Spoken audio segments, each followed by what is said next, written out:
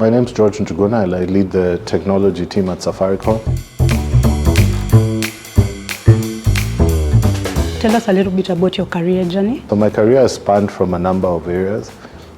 Started in a very humble way, connecting people to the internet, using modems and building machines, unbuilding them, upgrading them.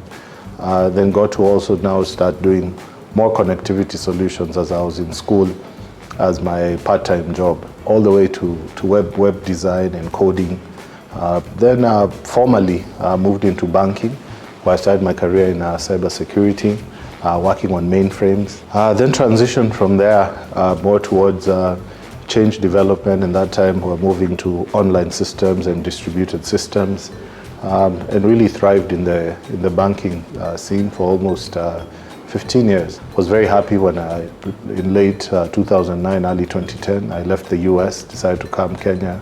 Was hearing great things about connectivity around advancing of technology. Had the pleasure of working in Africa in quite a number of countries, Kenya, Uganda, Tanzania, South Sudan, Mauritius, and also in South Africa. I also had a great initial part of supporting the Ethiopia business.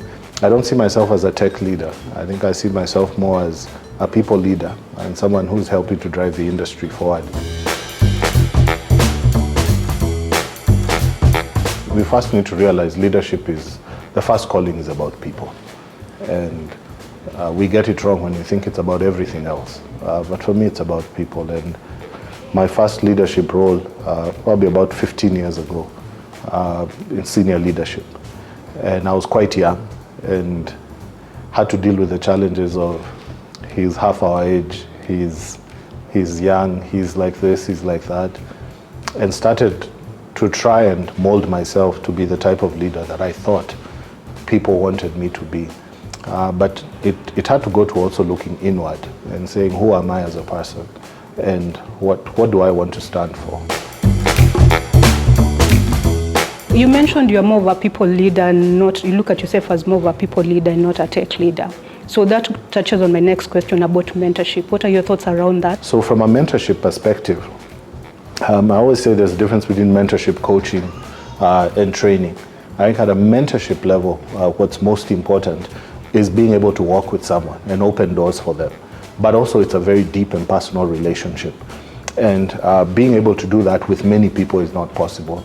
That's why through initiatives like Techcelerate, through Decode and others, I'm telling stories and giving other people within the technology space, be it leaders, be it emerging leaders, creating communities like the Safaricom engineering community where peer mentorship can happen.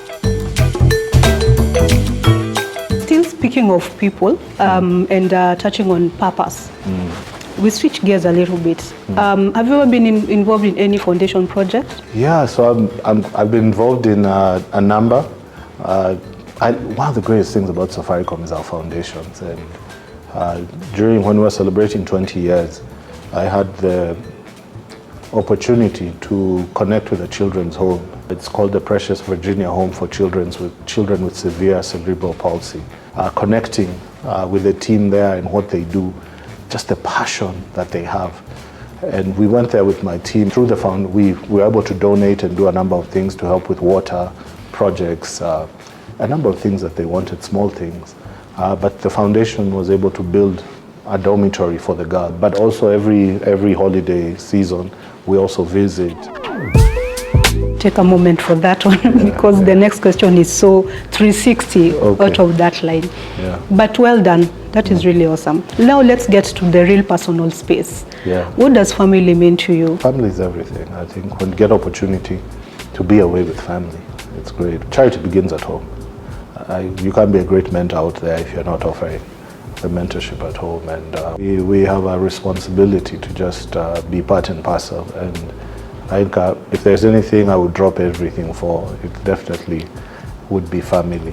And I've also created that space in my teams over the years where we know why we're coming to work, and we also understand that if someone needs to step away to handle something, so also some tough moments at times, to not just have your immediate family, but also recognize in the office, we spend so much time together. that family extends to that. You've mentioned that you made breakfast today.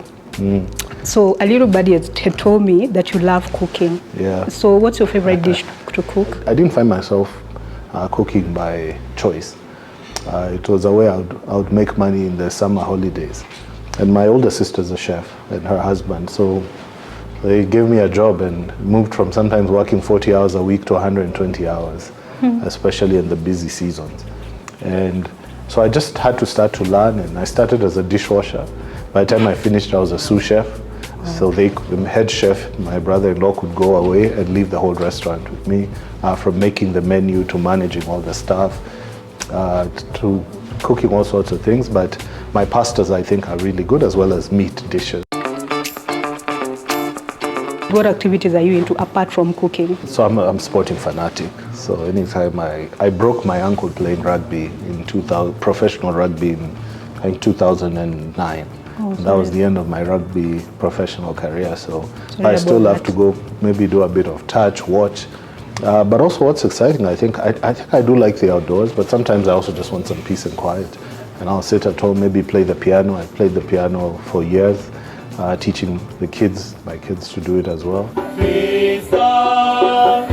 Do you have any parting shot? Anything you'd like to add? I want to just talk to someone who's out there, and maybe you're just feeling like your career is not where you want it to be. Maybe you have some impatience. I'll just say, you know what, just keep doing what you're doing. Keep working hard. Assess yourself every single day. Do an audit. Keep believing in yourself. Don't try to be like someone else. So also don't let anything keep you back. We can't do anything about the past. The past is in the past. Bring the greatness of you out there. And even if people right now have not seen it, eventually, if you're authentic, if you're true, if you're focused, if you're working hard and doing the right thing, you're going to have your big break. And when you get there, don't forget others. Carry others along. Thanks. I love that. Very inspiring. Thank you.